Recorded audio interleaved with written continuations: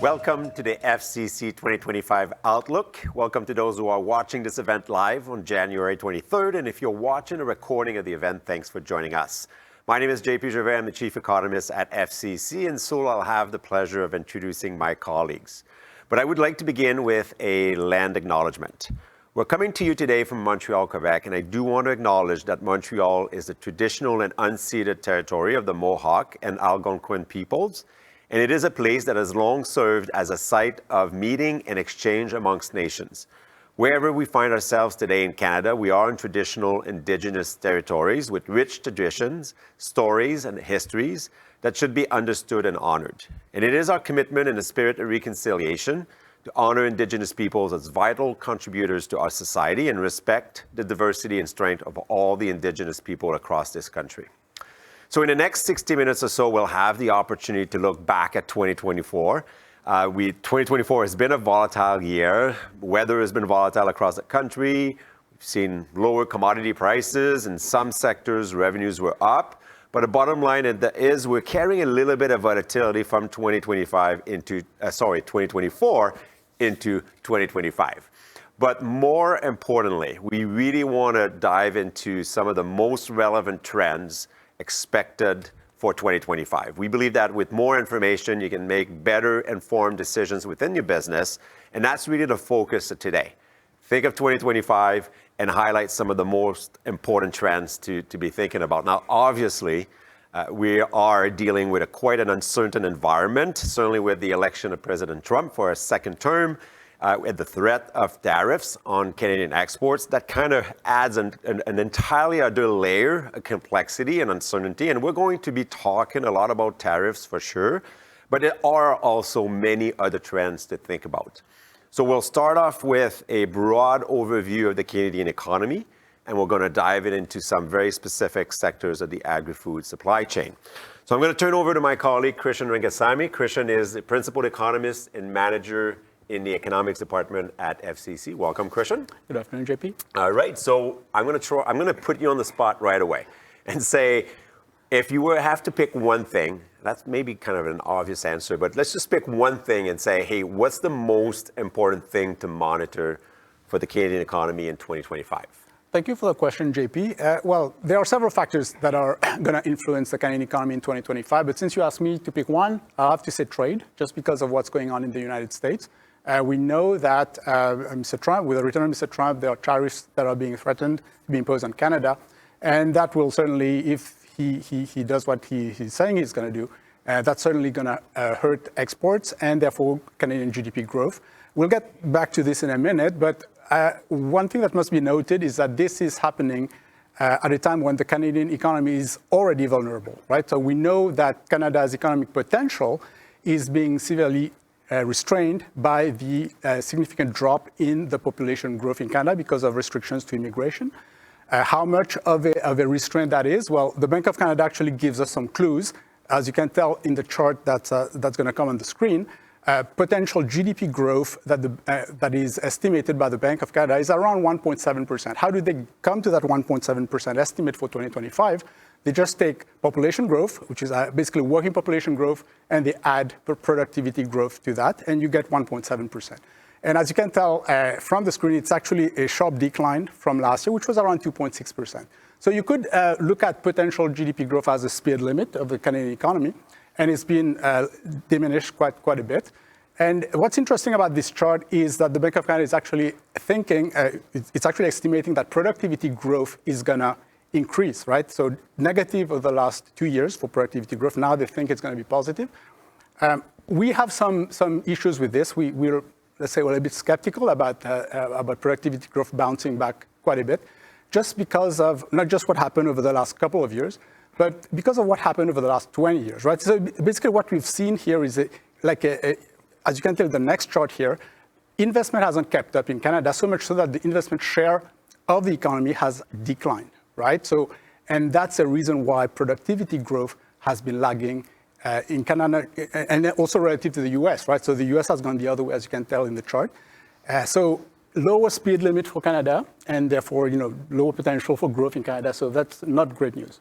Yeah, so I like this idea of a speed limit, right? So it's the idea that we're probably not going to likely not exceed the speed limit, and we could go a little bit under, right? To your point about productivity challenges that we've been dealing with 2 years, but also it's been an issue for a while, and so that's just set us up for a slower growth in the economy, which has lots of different implications we're going to touch on. You mentioned tariffs. And obviously, right, we need to talk about it, right? Tariffs for me are adding to the cost of doing business. So it's easy to think, well, you're going to tax exports, so U.S. buyers are going to face a higher price because Canadian products will be taxed at the border if they go ahead with this proposal. But it's also the idea perhaps that interactions between buyers and sellers can lead to lower prices in Canada, which is not great news for Canadian exporters overall. So how would you assess the overall impact of tariffs on the Canadian economy? Yeah, well, I'm glad you mentioned that the growth could actually be below potential at JP, and we think it is going to be below potential this year, like it was below potential, by the way, the last couple of years, and we think that's going to continue as well this year. So basically lower than 1.7% of the Bank of Canada is telling us. And part of the reason is the shock to trade, right? So we know, so if Mr. Trump goes ahead with his tariffs, like I said at the beginning, it's going to impact exports negatively. And there are a range of forecasts out there by professional economists, ranging from everything, right? -2 impact to GDP to -0.5 percentage point. But regardless, I think there's a consensus that it's going to be bad, right, for overall, if he goes ahead with tariffs. That doesn't mean like it's the end of the world for Canada. We've had tariffs in 2018, as you know, on steel. We survived this, but it's something that's going to be negative. So that's point number one, why we think growth is actually going to be below potential. Point number two is the consumer, right? So we already know last year that's been an issue. With high interest rates. Rates have come down in Canada, but they continue to be elevated, and that's going to be taxing for the consumer. And of course, investment spending. That's roughly 12% of GDP, and with all the uncertainties around tariffs, we don't see investment being a big booster for the Canadian economy. So all those things lead us to believe that growth is going to be below potential. Our own estimate is around 0.5 percentage point, but if there are tariffs, it's probably going to be lower than this. Okay, fair enough. And so the overall environment, it makes our life a little bit hard, right? And I don't say this for people to feel sick or sorry for us, but the reality is it's most difficult to actually come up with forecasts in the current context because there's a lot of uncertainty as to how the situation with tariffs is going to unfold. But if I think of forecasts that are most useful for operations that are thinking about making business investment decisions or thinking about their decisions within the business, I'm thinking interest rates and the value of the Canadian dollar. So if you get your shiniest crystal ball and say, hey, what would be our forecast for interest rates and the value of the Canadian dollar? Yeah, sure. So this economic outlook is not really positive, right? So if you believe our forecast, so given this, let's say, dull economic outlook or dim economic outlook, you could expect the Bank of Canada to keep cutting interest rates. So what is showing on the screen right now is the yield curve, right? So this is basically interest rates at different tenure. So rates at which the government of Canada can borrow in the market, right?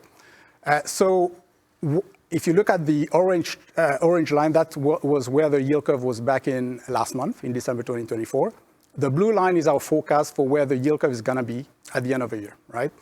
And so based on that chart, you can see clearly that we are expecting interest rates to, the Bank of Canada to lower interest rates from 325 basis points to 2.5% by the end of the year. But what's interesting here is that, you can see, the long end of the yield curve doesn't move very much. And that's because the long end of the yield curve depends on what happens with US Treasuries. And in the US, basically, Treasury yields, like 10-year US bonds, remain quite high because of the inflation situation in the US, right? So already elevated in the US inflation, and the market is expecting inflation in the US to remain elevated just partly because of Trump's economic policies that are highly inflationary. So there's a high correlation between US yields and Canadian bond yields, and that's why we don't think Canadian bond yields are going to fall a whole lot from here. What does it mean for the Canadian dollar? Well, the rate cuts, as you can tell over the near term, that certainly impacts the Canadian dollar negatively, and we've seen that over the last several years. As you can tell from this chart here, there's been a little bit, so right now we're around 70 US cents, a little bit under at the moment that we're doing this show. And you can see there's a disconnect between oil prices and the Canadian dollar here. And part of the reason is the interest rate spread, right? So right now, the difference between interest rates in Canada and the US is around 1 percentage point. So if you go back to 2006, I'll say interest rate spreads were similar to what they are today, and oil prices were similar to what they are today, right? And yet, back in 2006, August 2006, the Canadian dollar was trading at 90 cents, not 70 cents, right? So what has happened here is that there's been a change in the structure of the Canadian economy, JP, right? So back in 2006, we were running a trade surplus. Now we're running a trade deficit, right? So what this is telling you is that we actually need a weaker Canadian dollar now, right, to be competitive because of this loss of productivity over the years. We need a Canadian dollar at 70 cents to support exports. And that's why we're not super optimistic about the Canadian dollar bouncing back significantly. You could see a small rebound, but don't expect the Canadian dollar to go back to 85 cents anytime soon. Okay, so if I try to summarize short-term interest rates, the Bank of Canada decision next week, we expect a rate cut, 25 basis points, fair enough. And then perhaps a couple of more rate cuts, throughout, early first half of 2025. But long-term interest rates, don't expect much movement there. Correct. Not anything lower. And a dollar around 70 cents for most of 25. Slightly higher. Slightly higher. Okay, that's good because as well, a low Canadian dollar has different implications for Canadian businesses. It tends to support prices that operations see as in terms of what they get for their output. The flip side of that, a weak Canadian dollar also raises the cost of investment if you're thinking of buying equipment. So we'll get back to that. Let me turn over now to my other colleague, Des Sobel. Des is our Deputy Chief Economist at FCC. And Des, we're going to be kind of diving in together across a few of these sectors of the agri-food supply chain. And I feel like asking you the same question. So we're going to start off with grains and oilseeds, and I feel like asking you the same question that I asked Christian, which is, if I put you on the spot, one thing that you think we have to pay absolute 100% attention to in 2025? So it's a great question. I'm going to say prices. And so there's a lot of factors that go into determining what's happening with the current price, but also what's going to happen with the price over the rest of the year. And so I know we've talked about tariffs. We could probably spend the entire hour speaking about tariffs. They have a huge impact. They will have a huge impact if they're implemented, but we also need to focus on the market fundamentals. So that's what I'm going to focus on now, is mostly those fundamentals. So Canada operates in a global market. So I want to look at global supply and demand. And so what we're seeing globally right now is soybeans and corn, there's a lot of supply.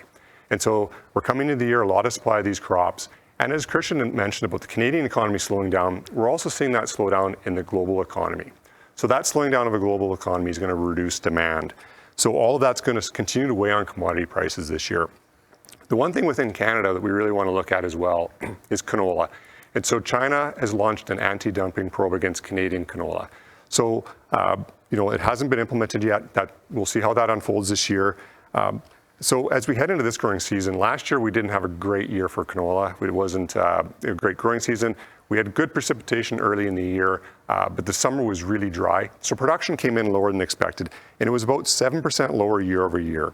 So we're seeing strong export demand, and we're also expected to see record crush demand within Canada. So if you look at exports, and so this is really interesting. So we have an export target of about 7.5 million tons. And we're currently about 10 weeks ahead of schedule. So we're seeing really, really strong demand for canola exports. And what the interesting part of this is over 75% of those exports are going to China. So China is stockpiling canola in advance of what might happen later in this year. So given lower production last year, given really strong export demand, as well as we're going to see record canola crush demand within Canada, we only need to export about another 2 to 3 million tons to actually meet that export target.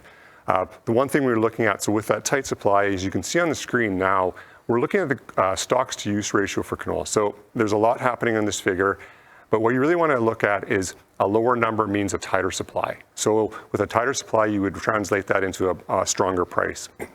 You can see for this year, 24-25, our price is actually a little bit lower than what we would expect because there's a lot of uncertainty in the market.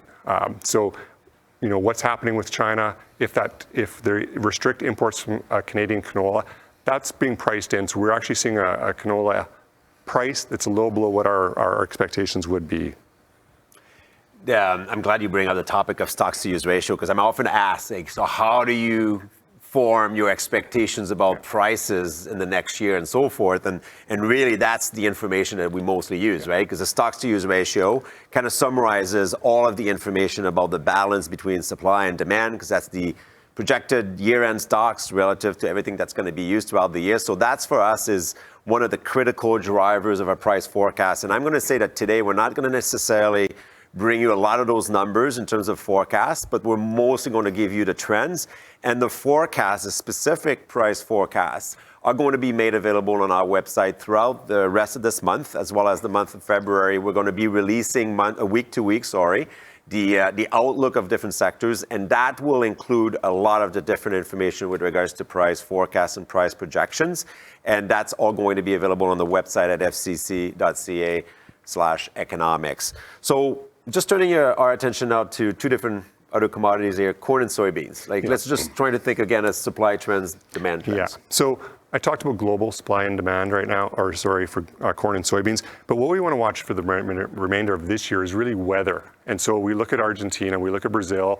What's the weather in those regions? Because they are major producers and exporters of both those commodities. So we're watching that. And as well, we're watching what's happening with China. So last time Trump was president, there was tariffs that were put on, and China actually diverted soybean imports away from the U.S. and to Brazil. They didn't come back to the U.S., so they're still importing a lot from Brazil. And actually, what we've seen this week is China has started to reduce some of its imports from Brazil because of some phytosanitary concerns. So we're watching what happens there, because if China does go back to the U.S., that would actually support soybean prices within the U.S., and that is a reference price for Canadian commodities all across for all commodities. And as well, wheat, we want to look at that as well, because we are seeing large supplies in both Canada and the U.S., and globally we're seeing demand exceeding supply. So that's going to support wheat prices throughout the year. So with all that being said, commodity prices have softened this year coming into the year, but what's really benefiting Canadian producers is that low Canadian dollar that Christian and JP had talked about. So that lower Canadian dollar will actually help boost. We get an exchange rate premium. That's going to help support revenues this year. And lastly, I just want to touch on the pulse sector, because there's been some import policies that India had because they had high food inflation and limited production, that these tariffs were removed temporarily. We'll see what happens this year. As food inflation in India has come down, we'll watch what happens with their production. If things are looking good there, they might actually put these tariffs back in place for the pulse sector. So we are watching that as well for sure.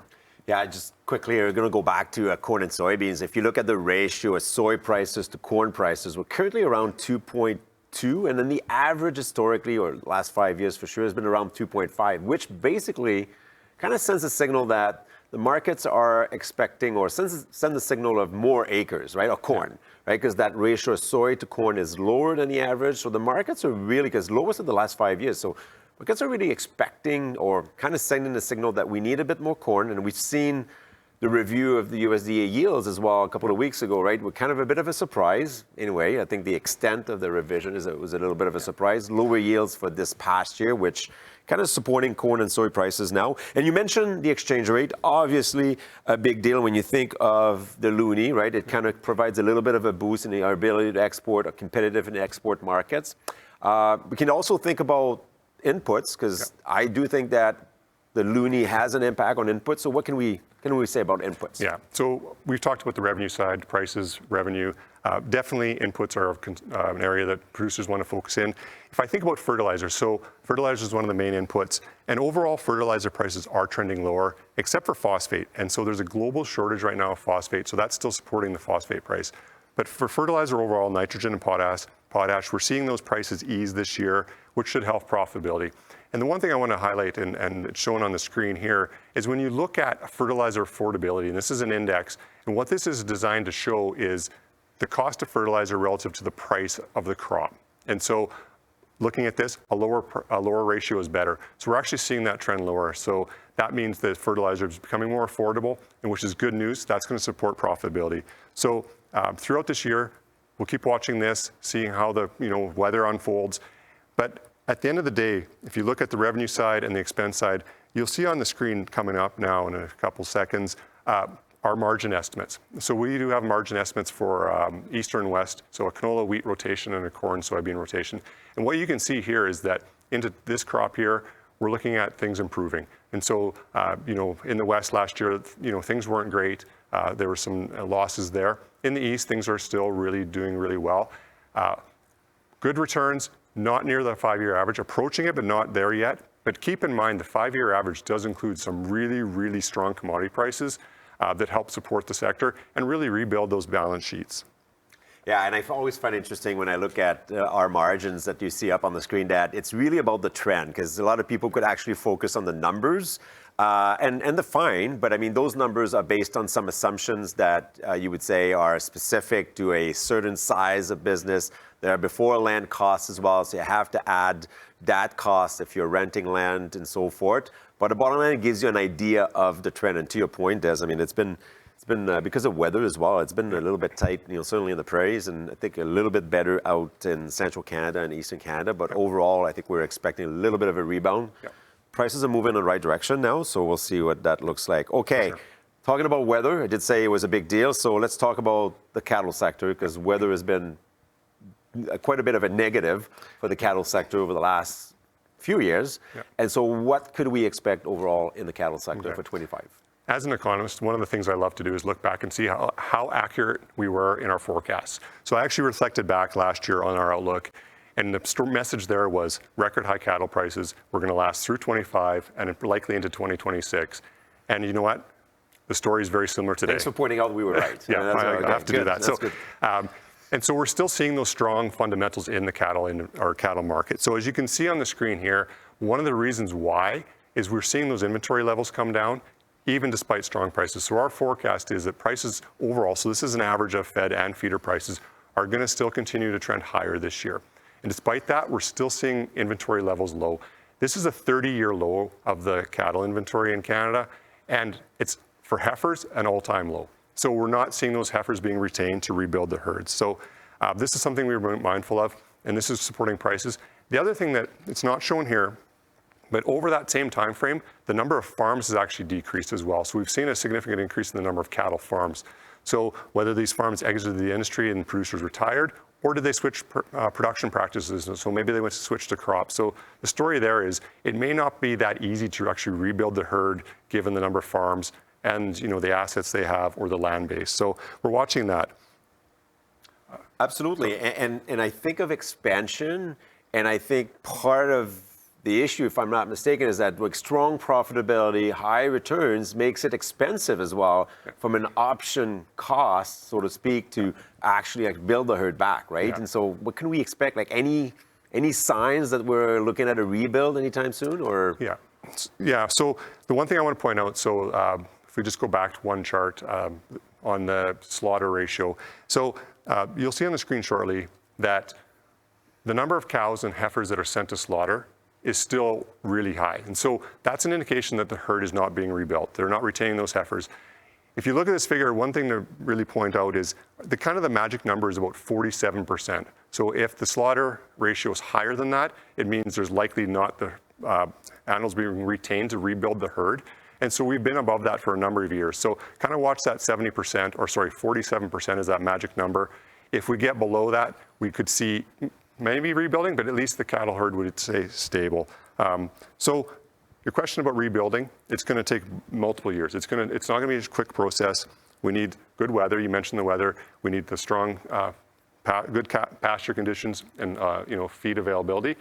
And producers are still recovering from previous years of drought, especially in the West, where they did have a couple of years of drought where they had to import a lot of feed that added a lot of cost to their operation. Let's talk about trade real quick. I mean, it's a big deal, right? Exposure to the U.S. market when you think of the cattle sector, and it's not the only sector, but 17%, if I'm not mistaken, of cattle production goes to the U.S. We export beef, and it's a big part of our exports or production of beef that actually goes to the United States, about 40%, if I'm not mistaken. So bottom line is, we got lots of exposure, and tariffs are not the only thing that matters. I think we are also kind of monitoring what country of origin or voluntary country of origin labeling could look like for the cattle producers. Yeah, so for sure. So in the absence of tariffs and in the absence of V-Cool that's coming in, if we look at the profitability right now, our forecast is things are looking good. So cow-calf are going to be profitable this year with those strong feeder cattle prices. And feedlots, they're still going to be profitable. What we've noticed is actually there's a bit of a convergence between the fed and feeder cattle prices. So that's squeezing margins a little bit for feedlots. And so that's something, where we're at now. V-Cool, so, that's going to potentially reduce the price producers receive in Canada. So you'll see on the screen here, if we look back over time, we can see what happened historically. So, you can see with BSE early in the 2000s, that really reduced the price that Canadian producers received. MCOOL, which is the mandatory country of origin labeling that Canada was dealt with kind of in 2009 to 2015. You can see there as well, there was a price discount paid to Canadian producers. So with V-Cool coming in next year, if it's adopted widely, you could see these basis levels widening and see that reduced price for Canadian cattle. Yeah, and I think the message here, the important message is any type of trade disruption kind of introduces a little bit more of a difference between the U.S. price and the Canadian price. So it's not just about lifting costs of buyers in the U.S. with a tariff, but it's also potentially lowering the price that Canadian producers face. So that's definitely one thing to monitor in 2025. We're going to switch over to another livestock sector, hogs, and which lots of similarities in the sense that maybe not as high in terms of record prices and so forth, but certainly another sector that is quite exposed to the United States in terms of exposure to the U.S. in terms of our exports of both live animals as well as meat. So what can we expect overall at the high level for hogs and the pork sector? Yeah, so I do want to call out that I was not that accurate with the forecast last year for hogs. Fair enough. Fair. So, absolutely. Things turned, we thought things were going to improve later in the year and they didn't. So last year was definitely a tough year. With that being said, we're seeing prices strengthen. So there's optimism this year. We've seen hog prices that are increasing. Feed costs are coming down, so that's going to support profitability. The one challenge from last year that's still looming over the industry this year is we saw a loss of processing capacity in Canada. So I think year over year, it was about 2% less processing capacity. So we ended up having to ship more of our hogs to the U.S. So actually, we exported about 10% more hogs last year than the year before because of that processing, or lack of processing. So when we look at this year, things are improving. But we still don't have that domestic processing. And so if you look at V-Cool, and this is something that is going to impact hogs as well, you can see on this figure coming up on the screen here, the level of our live hog exports that go to the U.S. as a percentage of our production. So we can see that things here are showing that where we're at now. And so, pre-mandatory country of origin labeling, we had a lot of hog exports to the U.S. We're seeing that's been declined. So we'll be watching this for sure. And the one thing to point out is that we rely so heavily on the U.S. for exports. We send about 1.5 million slaughter hogs to export in the U.S., and we send about 3 million piglets to get finished in the U.S. as well. So the U.S. is a very important market for Canada. And so, it's something we're mindful of. If V-Cool comes in and it does restrict that, we're going to see those prices potentially being reduced for Canadian hogs. Yeah, absolutely. Again, the message is trade tensions, trade disruptions kind of introduce a difference between the U.S. price and the Canadian price, and that can be of concern. The one thing I would point out as well is hog prices right now, if you look at the last 5 years, the nearby contract in the United States is at the highest level of the last 5 years. Now, if you look at the month of, or summer months where you would expect hog prices to be at the high of the cycle or the annual cycle, it's not yet in 25, the contracts for 25 at the highest of the next of the last 5 years, but it is higher than what it was in 24. One thing to watch out is the cost, the feed cost, because we have been talking about a little bit about raising price of corn, and that's something to monitor because part of the profitability towards, for those businesses that were able to get a profit margin that's positive and interesting in 24 was a result of lower feed costs. And if that's starting to go up because of what's the demand and so forth, that's something to watch out when it comes to profitability. Okay, let's switch focus now to dairy. So we'll go to the dairy sector. And it's been an interesting year for dairy. I look at the revenue trends. So if you look at gross revenues in the dairy sector, it's been moving up about 3% for the first 9 months. So I think you add the last 3 months of 2024, when we get the final results, we'll be a lot higher than 3% in increase in revenues. What are we looking at for 2025? Yeah, so 2024 was a much improved year for dairy producers. And so it was needed. Prior to that, there was 4 to 5 years that were fairly bumpy for that industry. So looking ahead to this year, there's a few things that we are confident about, and that's prices. And so we know the farm gate price of milk there's going to be only a small decline this year. It's pretty much unchanged.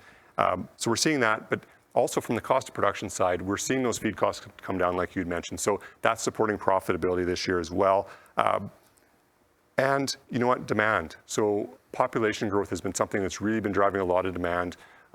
So we'll see what that means for this year coming up, because we know that there's slowing population growth. There's going to be reduced immigration. So are we still going to see that demand from the population growth? So we'll be monitoring that. So if you look at this next figure on the screen here, this is our forecast for the price of milk.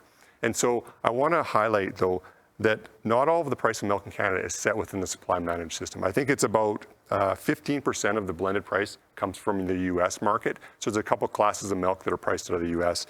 And what we're noticing is that those prices are actually higher than the forecast from the USDA. So when you look at this figure, this is model driven. We're seeing prices that in this are trending a little bit lower, but I'd say there's upside to this. And so we know the models, there's a lot of market dynamics. Models aren't going to capture all of that. So I would say when you look at this, there's going to be upside potential for prices, which will help support profitability. And so the key factors this season are, we're going to watch the price. We're going to see what the weather's like and how the feed availability is for those producers. So overall, I would say profitability for 2025 is going to be a little bit lower than last year, but still above the 5-year average. Yeah, so this is interesting, right? I love that you pointed out that the model, this is what you see up on the screen, kind of sort of suggests that the price, if you kind of look at the average, I eyeball the average for 25, you're looking perhaps at a lower price on average, but really I think there's a bit of upside, as you were talking about, in terms of some of and then the farm price, or the expected farm price, is not expected to move. I mean, look at cost of production coming down, inflation was up, and so the average of that. And the Canadian Dairy Commission stated out or announced that the milk price was barely going to stay constant. So bottom line is there's a little bit of upside, and we think that we might be looking at a bit more optimistic situation when it comes to prices than what you see up on the screen. So that's good news.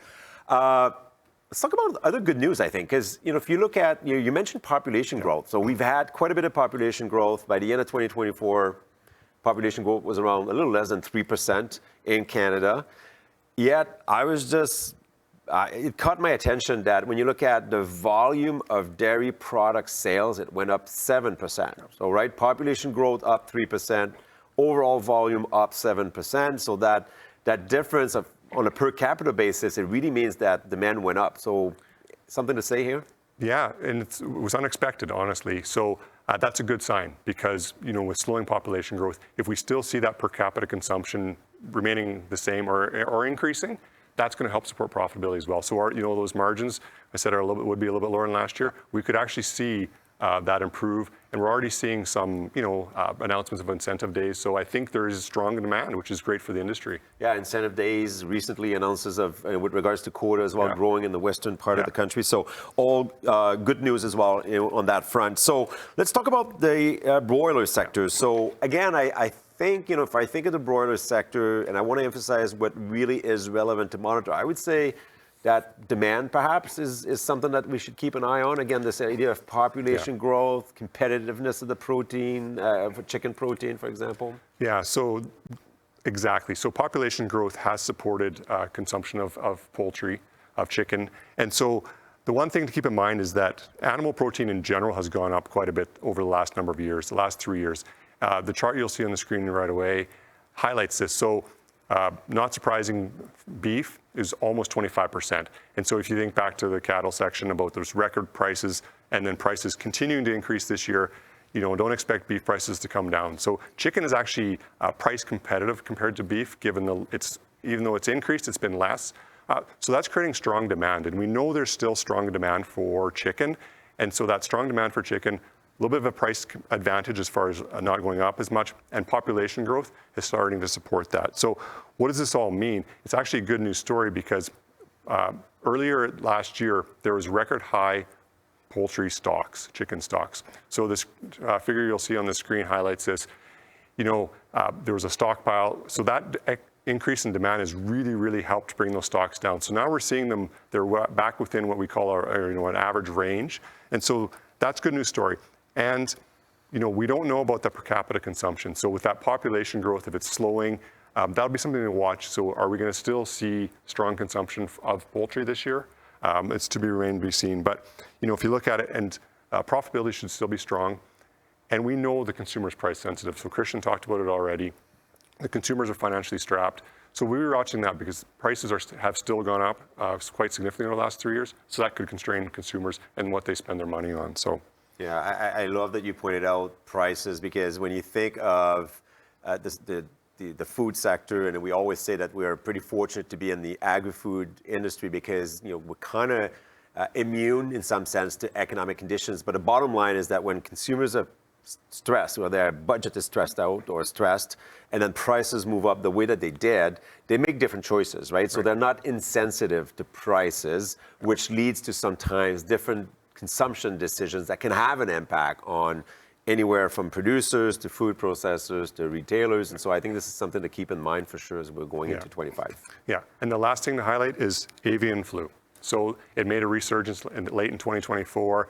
It's hitting BC, that's where most of the cases are. And BC got hit a few years ago when avian flu hit. So that's something we'll have to watch, because if it starts to spread, more among more operations, that could have an impact on profitability as we head into this year as well. Okay, let's keep, for sure, a close eye on all of this. And so thanks, Des. I appreciate the insights. And so we're going to move back. Now, I'm going to move back with my discussion with Christian and to look at, we were talking about upstream in the food supply chain. We're going to now focus on a little bit more downstream and talk about food processors. So, again, what would be the one thing that you think is of utmost importance when you think of the food processing sector in 2025, Christian? Well, many things, right? So the trends that you mentioned about in primary agriculture and also the macroeconomy will certainly be a factor. So we're expecting margins to improve in the F&B, food and beverage sector. So they improved slightly last year, right, as sales were able to outpace expenses. But this year we're expecting sales to continue to improve and raw material costs to even decline, right? So that would go some way to offsetting the high labor costs, wages in the industry. So overall, we're expecting margins to see an increase this year. Of course, that's on average. Each, as you know, the food and beverage processors, it's a very diverse market. So there will be some who would do better than others. We don't have time, JP, to talk about each individual subsectors, but what I can say is that we're going to do an analysis, detailed analysis that is going to be presented in our annual food and beverage report that we're going to publish on the 2nd of April. Going back to trends, I'll say, one thing that's really key is the consumer, right? So we talked about it earlier. Consumers, we've seen over the last couple of years, right, this change in consumer behavior. And I think that's exemplified by this chart that's going to come in on your screen in a minute, whereby you see spending on food and non-alcoholic beverages continuing to rise, and alcohol consumption actually, and those, by the way, are in real terms, volume terms, and those are alcohol beverages going down, right? So what you're seeing here is basically consumers adjusting to the pressure on household budgets. And they're basically, alcohol is treated as a discretionary item, and people are using the money they have, the money that's available to spend on necessities like food and non-alcoholic beverages.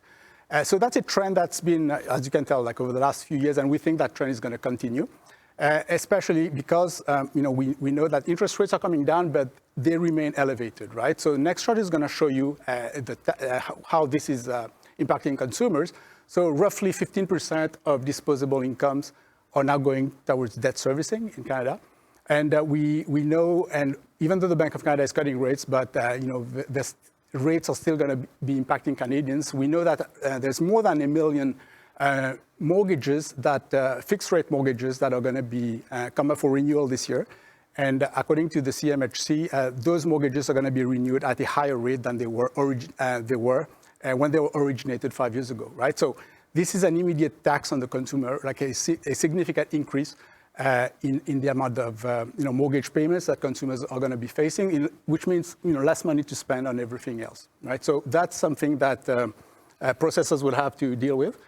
It's not just price, right? So processors can also adapt to, let's say, the changing consumer tastes, things like gluten-free, high-protein diets, those kind of things. So producers can find niches where they can support sales. Yeah, you're talking about food preferences. I was reading something the other day that the drug about anti-obesity drug, and then the people that are taking this drug are consuming 20 to 30% fewer calories when, so that's quite significant if you think of the success of the drug in the US market. A couple of other things as well. You're talking about the increase in commodity prices that some processors have faced. Obviously, we talked about a lot of the different sectors in Canada, but you can add to the list cocoa, coffee, those commodities that we're not producing in Canada that have seen quite a bit of an increase in price, and that has squeezed margins. But the good news there, I think, overall for the industry, and I want to emphasize something that you said, Christian, is that margins are expected to rebound. But going back to 2019, which is kind of the pre-COVID year, reference here, those margins for 2025 are not expected to be as large as 2019. So Correct. Still pressure on margins. So that's one thing. And I really also want to emphasize that we're going to provide detailed projections when it comes to the different food processing sectors. And that report that Christian mentioned, released on April 2nd, will have all of the details. So stay tuned for this. Encourage you to be monitoring our website for more. So with all different pressures, if you think this is also, if you think of tariffs, that's food processing sector. We got a few sectors that are have quite a bit of exposure to the U.S. market. So could see a little bit of a lack of competitiveness if their exports are taxed at whatever rate. So what do you suggest processors can do in this environment? Yeah, well, there are things that absolutely they have no control on, like you mentioned tariffs, right?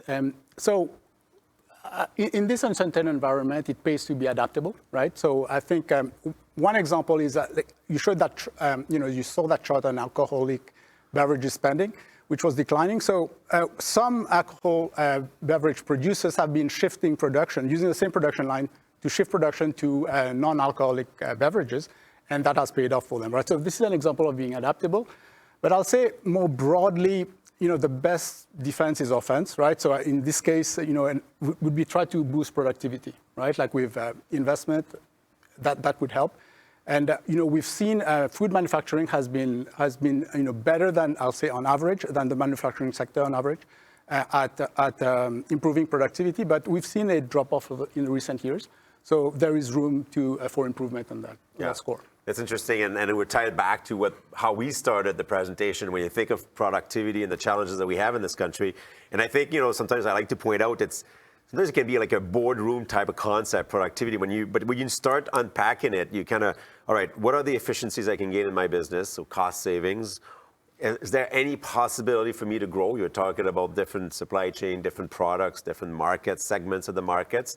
And then what are the innovations that I can bring within my business to make me more productive, right? So that's awesome. So we went from primary producers to downstream. Now let's go back upstream and then talk about the farm equipment sector. It's been a challenging year, I would say, right, in 2024.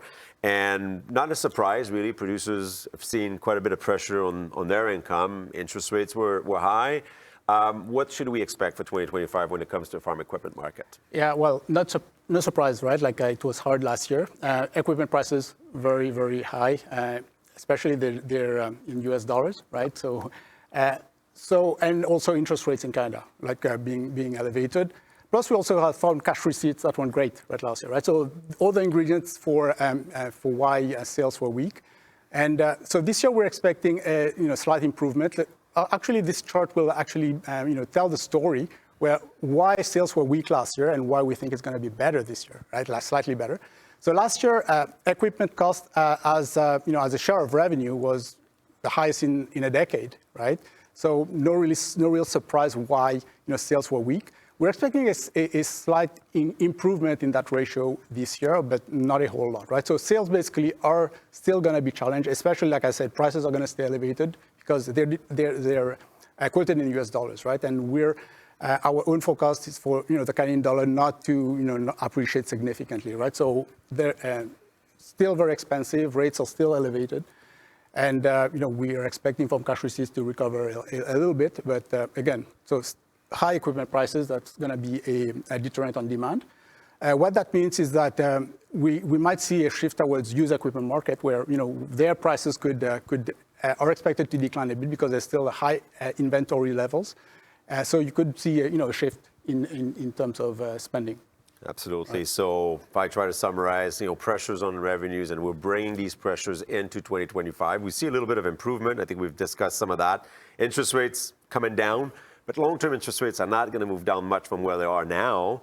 And on top of this, that's another sector that's exposed to potentially tariffs. You think of steel tariffs long-term that could actually raise the costs of equipment.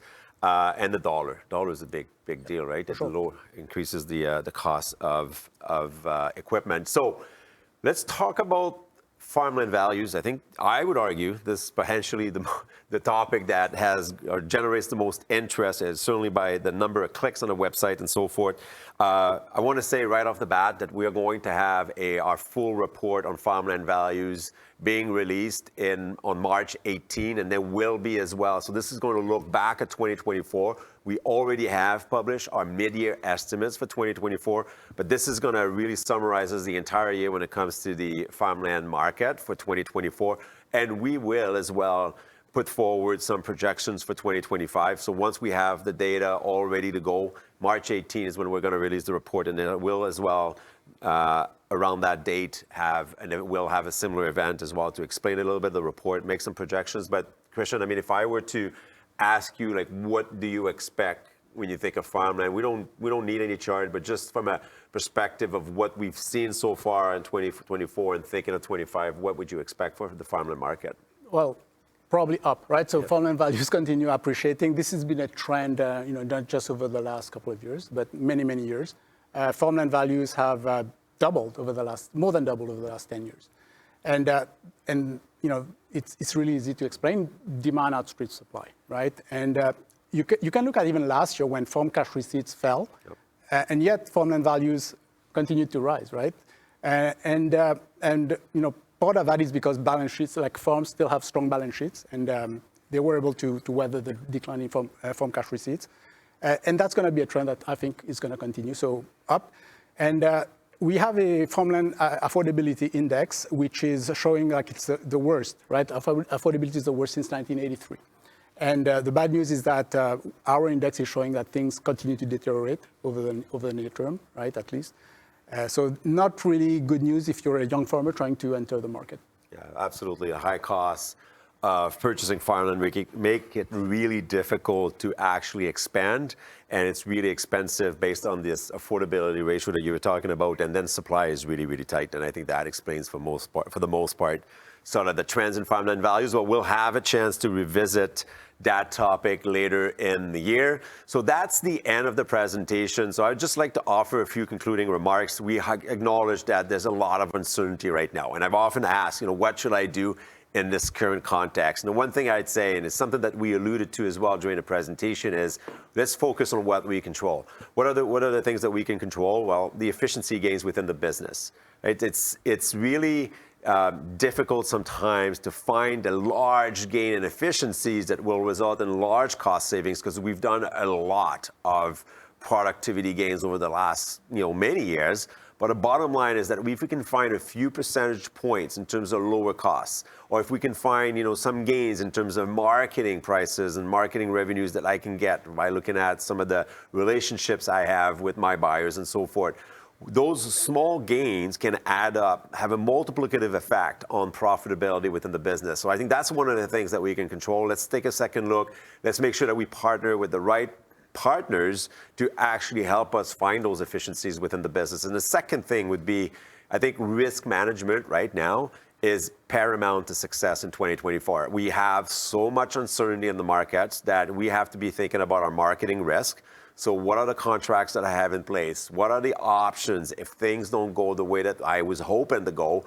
Like to have a really good understanding of where we stand as a business, really being able to understand different scenarios. I'm not saying that we should all be, kind of just crunching the numbers in detail and so forth, but at least to understand what are the thresholds that put my business at risk, both from a production standpoint as well as from a financial standpoint, right? So marketing risk, financial risk management, I think are critical to success in 2024. So that's it for us in the economics department at FCC. I really thank you for watching this event. We really wish you a successful 2025. And please check back with us on our website at fcc.ca/economics. We'll have tons of resources to hopefully help you have a successful 2025. Thank you.